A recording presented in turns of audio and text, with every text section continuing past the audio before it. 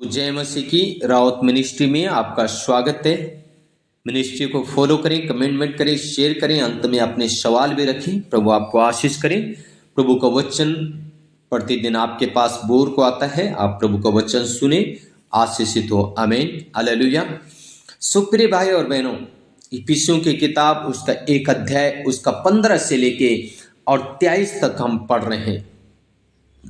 यहाँ पे पौलुस लिख रहे हैं, इस कारण मैं भी उस विश्वास का समाचार सुनकर जो तुम लोगों में प्रभु यीशु पर है और सब पवित्र लोगों पर प्रकट है, तुम्हारे लिए धन्यवाद करना नहीं छोड़ता और अपनी प्रार्थनाओं में तुम्हें स्मरण किया करता हूं कि हमारे प्रभु यीशु मसीह का परमेश्वर जो महिमा का पिता है तुम्हें अपनी पहचान में ज्ञान और प्रकाश की आत्मा दे और तुम्हारे मन की आंखें ज्योतिमय हो कि तुम जान लो कि उसकी बुलाहट की आशा क्या है और पवित्र लोगों में उसकी मिरास की महिमा का धन कैसा है और उसकी सामर्थ हम में जो विश्वास करते हैं कितनी महान है।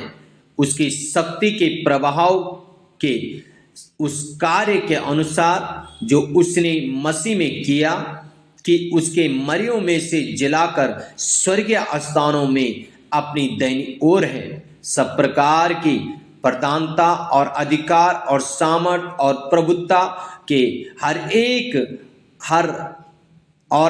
एक नाम के ऊपर जो ना केवल उस लोक में पर आने वाले लोक में भी लिया जाएगा बैठाया और सब कुछ उसके पांव तले कर दिया और उसे सब वस्तुओं पर शिरोमणि ठहराकर कलीसिया को दे दिया।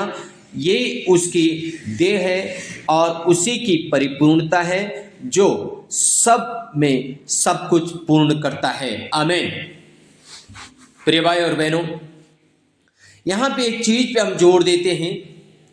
पौलुस कहता है, मैं सदा और सर्वदा तुम्हारे लिए धन्यवादी रहता हूं और दूसरी बात कहता है, मैं सदा तुम्हारे लिए प्रार्थना करता हूं। मैं तुम्हें स्मरण करता हूं, मैं तुम्हारे लिए प्रार्थना करता हूं।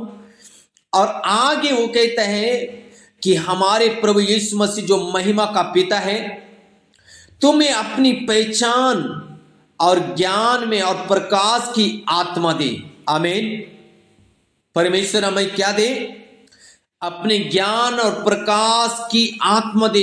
मेरे भाई और बहनों, मसीह में आने के बाद आपके मेरे पास एक प्रकाशमान आत्मा आ जाती है, एक ज्योतिमय आत्मा आ जाती है।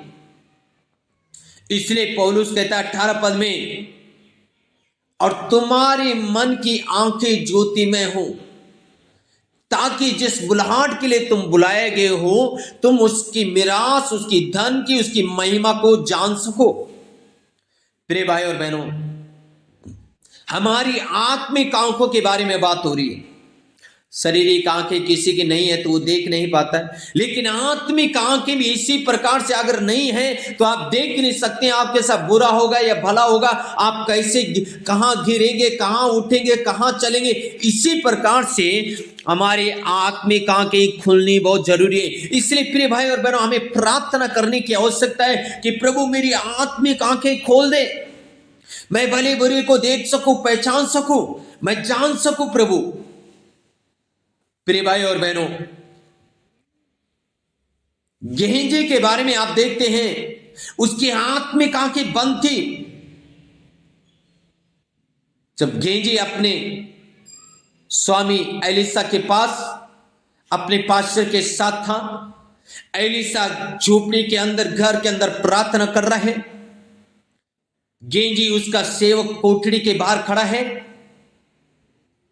और गेंजी क्या देखता है, उस घर के चारों तरफ, चारों पहाड़ से अग्नि में घोड़े, रथ वहां जो है युद्ध में आके इनको नाश करने के लिए खड़े हैं।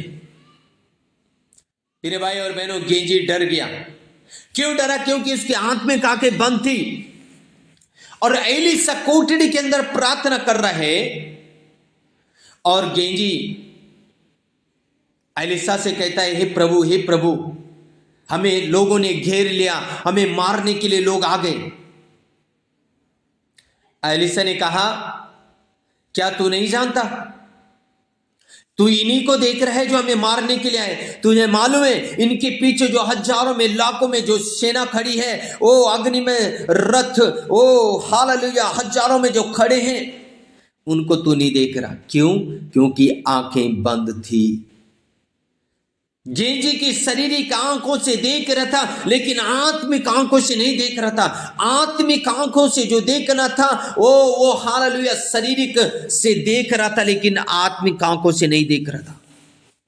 प्रिय भाई और बहनों, प्रभु में आने के बाद आपके मेरी आत्मिक आंखें खुली होनी बहुत जरूरी है। अगर आपके मेरी आत्मिक आंखें नहीं खुली है, हम अपने आप को धोखा दे रहे हैं। इसलिए प्रभु से प्रार्थना करें, प्रभु मेरी आंखें खोल, मैं भले बुरे को देख सकूं। आमीन। मुझे अपनी पहचान में ज्ञान और प्रकाश की आत्मा दे प्रभु, ताकि मैं लोगों को पहचान सकूं, इस संसार को पहचान सकूं, इस संसार में चल सकूं, इस संसार में बढ़ सकूं प्रभु। हालेलुया। प्रिय भाई और बहनों, हम गेंजी ना बने रहे प्रभु में आने के बाद भी। हम एलिशा बन जाएं। हालेलुया। हम एलिशा बन जाएं, गेंजी नहीं, एलिशा बने। प्रिय भाई और बहनों, गेंजी क्यों डर गया? क्योंकि आत्मिक आंखें बंद थी। आज अगर हमारी आत्मिक आंखें बंद है, हमारे अंदर भी ये डर आएगा, हम भी इस जाल में फंस जाएंगे जैसे गेंजी फंसा है वहां। प्रिय भाई और बहनों, आत्मिक आंखें खुली हैं तो कोई डर ही नहीं है। एलिशा अंदर प्रार्थना कर रहा है, उसको डर नहीं है। उसको मालूम है कि मेरा परमेश्वर जो ये घोड़े और रथ आए हैं, मेरा परमेश्वर इनसे भी बढ़कर घोड़े और रथों में अग्निमय में आ जाएगा और इनका तहस नहस कर जाएगा। और हुआ ऐसे मेरे प्रियो, ऐसे हुआ यीशु मसीह के नाम में।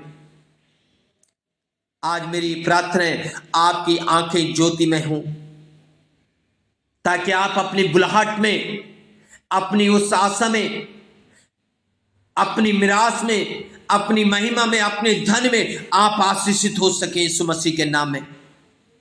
आमीन। हालेलुया। ये पहचान होनी बहुत जरूरी है प्रिय भाई और बहनों। हालेलुया। ये तब होती है जब हमारी आत्मिक आंखें खुली रहती है। हालेलुया। प्रिय भाई और बहनों, हमें जरूरी है अपनी आत्मिक आंखों के लिए प्रार्थना करने की जरूरत। प्रभु मेरी आत्मिक आंखें खोल दे प्रभु जी, हम ताकि आगे आशीषित हो, फलवंत और बढ़ते जाएं। आमीन। सर्वशक्ति महान प्रभु परमेश्वर, हम प्रार्थना करते, जितने लोग प्रभु इस वचन को सुनते हैं राजा, रिखालाबा उड़ के नमा शबालाबालाबा, हर एक भाई बहन की आत्मिक आंखें खोले प्रभु, ताकि भले बुरे का प्रकाश ओ रिगालाबा उड़ गलाबा शबालाबालाबा जान सके प्रभु। पिता कृपा करे अपने बच्चों के पर, यीशु मसीह के नाम से आमीन।